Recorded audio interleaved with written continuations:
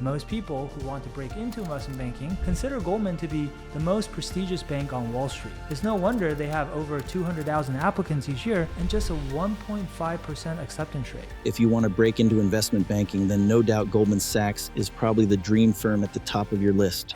Is this some great fucking company or what? Now in this video, we're going to talk about what you need to do with your resume in order to stand out when applying to Goldman Sachs. In fact, we're going to take the resume writing tips and hints document that used to be directly provided by the Goldman Sachs recruiting team as a part of their application and go through it with you section by section.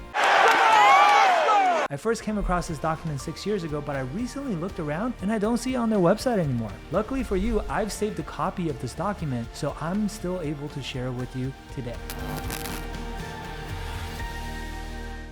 Now, if you're here, I'm Sam, a former technology investment banker at Morgan Stanley. And today I run Wall Street Mastermind, where we've helped over 1,200 students who have collectively secured offers from every single bulge bracket and elite boutique investment bank on Wall Street. Now, over the years, we've actually built and refined our own resume template, which incorporates all of the best practices that Goldman Sachs recommends. This resume template has been used by every single one of the students we've worked with, and collectively they've gotten not just interviews, but offers from every single bulge bracket and elite boutique bank on Wall Street. So what this tells you is that these resume tips don't just work for Goldman Sachs, but they will get you into any investment bank you want if you follow the instructions. So without further ado, let's dive in. Oh, and by the way, after this training, if you would like to get your hands on this plug and play resume template that's already been pre-formatted for you so that all you have to do is literally fill in the blanks with your own experiences, then watch until the end of this video and I'll give you instructions on how to get it. All right, so first things first, here is the resume writing tips and hints document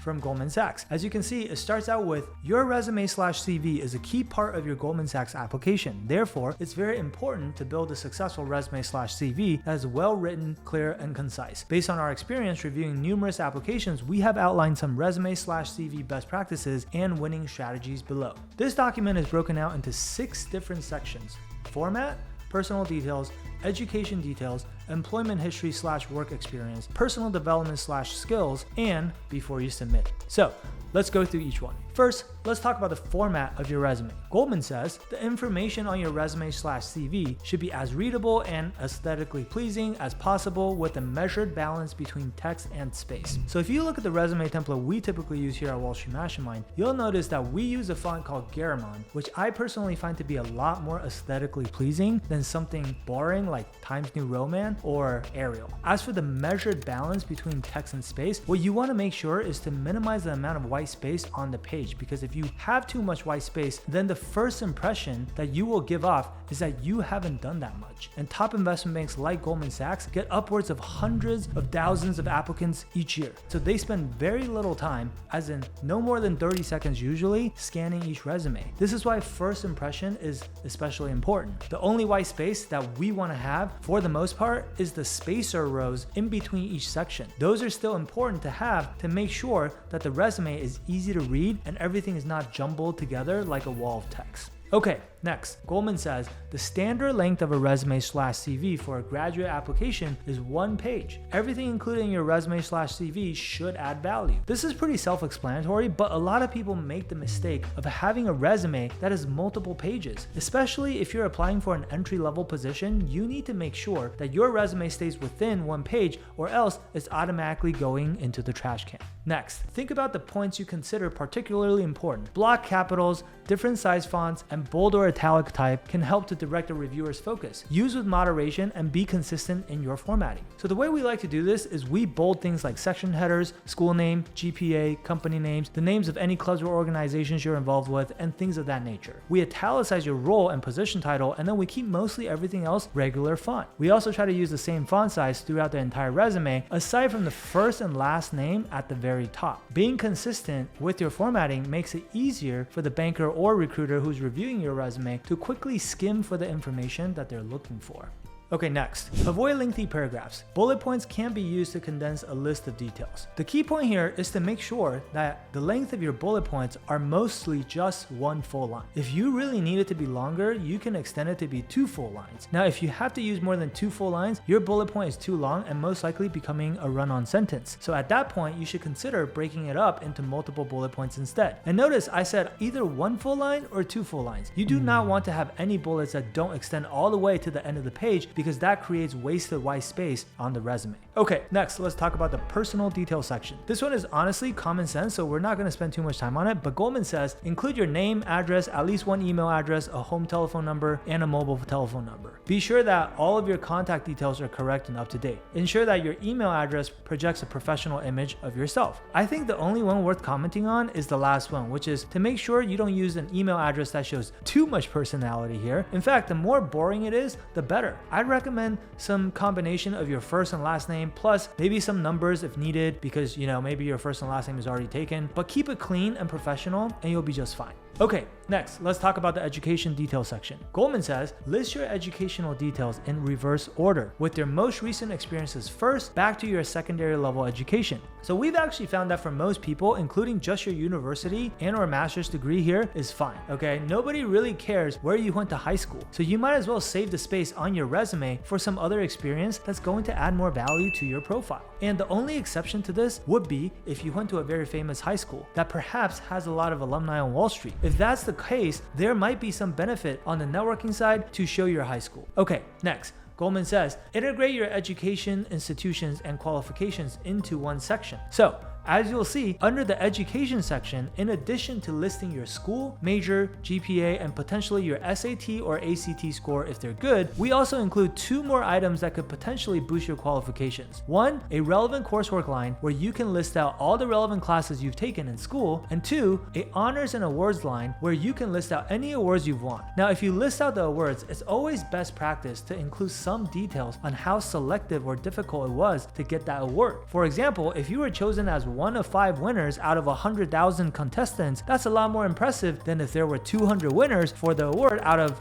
1,000 contestants. And the last point under the education section, highlight any positions of responsibility you may have held. For this, we actually are not going to put it under the education section of your resume, but we're going to create a separate section below the professional experience section called leadership and extracurricular. This is where you can list all of the on-campus clubs or student organizations you are involved with, or any volunteering activities that you might have. Pretty much any meaningful experience you have that is not actual work experience can go under this section. And also keep in mind, the banks are looking for leadership qualities here. So if you hold any sort of officer positions within these organizations, that's going to be a lot more compelling than if you were just a general member. All right, now next, let's talk about the employment history / work experience section, which is also probably the most important section on your resume. So here, Goldman says, especially if your career has been short to date, give details of all jobs and positions held. Include part-time and unpaid work, starting with your current or most recent employer,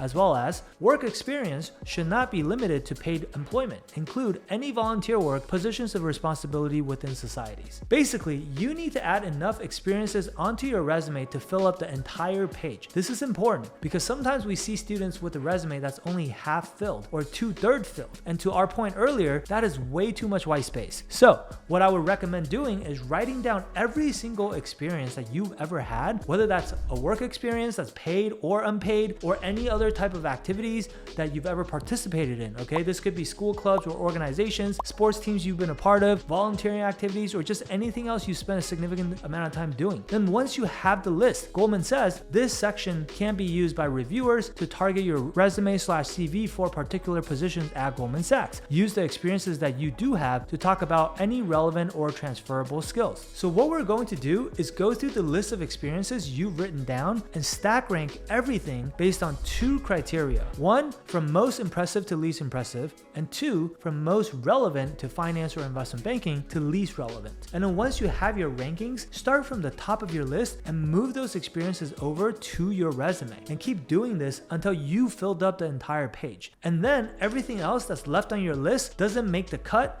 and we can leave it off your resume. Okay, now on the off chance that you have the opposite problem where you don't have enough experiences to fill up the page, then you will have to fill up the page by having more bullet points for each of the experiences that you do have, and also by going out and trying to accumulate more experiences as soon as possible. And the last point Goldman has here is do not use valuable space to include the full addresses of your past employers. So you definitely don't need the full address. Typically, we just list the city and state for each of the organizations listed on your resume, and that's good enough. Now, coming into the home stretch here, let's talk about the personal development / skills section. Goldman says, write about any courses, societies, voluntary work, or responsibilities you consider relevant. Now, we've pretty much covered both of these already, right? Relevant courses go in the education section, and the societies and voluntary work can go under the leadership and extracurricular section. Next, Goldman says, sell any transferable or technical skills acquired. Now, this is why we have a skills and interests section at the bottom of the resume. So for the skills section, you want to list any hard skills that could be relevant for the job, right? These are typically foreign languages that you speak, computer programming languages that you know, or any software that you know how to use, especially if they're relevant for the role you're applying for. So if it's an investment banking role, softwares like Bloomberg, CapIQ, or FactSet would be some good examples. Now, you'll also notice that we have an interests line item here. This might seem trivial, but is a good way to show some personality by listing out the things you're interested in outside of work. If your interests are unique, a lot of times that can become an icebreaker or conversation starter during your interviews or networking chats. And if the banker you're speaking to also has the same interests as you, then that can even help you build stronger rapport. So do not overlook the significance of this line. Also, instead of being vague and saying you like to travel, be more specific and include details on how many countries or what countries you've actually traveled to so far. That makes it a lot more interesting for the banker to ask you about it. And finally, last but not least, the last section here, which is before you submit. Now, Goldman tells us to spell check, which is so obvious that it shouldn't even need to be said, but I can't tell you how many times I've seen typos on people's resumes. So if you have a typo or spelling error, your resume will automatically be disqualified. Okay, so take the extra bit of time to proofread everything. It's absolutely worth it. And then Goldman also tells us to print out a copy and ask yourself the following questions. 1, will a recruiter find my resume / CV easy to read and impactful? 2, is the content concise and effective? 3, is the application a good reflection of me and my experiences? As well as ask a friend or a colleague to read the document and ask them the same set of questions. Now, these are pretty self-explanatory, and if you just use the resume template that's already been battle tested by over 1,200 students inside of Wall Street Mastermind, then you should have no problem with any of these things. Okay, so with that said, if you want to get your hands on the exact resume template that has helped our students inside of Wall Street Mastermind get offers from every single bulge bracket and elite boutique bank on Wall Street, including Goldman Sachs, then drop a comment below this video and we will do our best to get back to every single one of you. I hope this video gave you a good overview of all the best practices that you should keep in mind when it comes to crafting your resume for the ultra competitive investment banking positions out there. Now, if you would like a more hands-on guidance with your resume, whether that's more personalized feedback and edits on your resume, or perhaps just helping you find and secure more relevant internships so that you actually have experiences to beef up your resume with, please don't hesitate to reach out to our team. All right. Otherwise, if you found this video to be valuable, please hit the like, subscribe, and share button so that YouTube will show you our future videos as well. And as always, remember, nothing worthwhile comes easy and nothing is more important than your future. So keep grinding.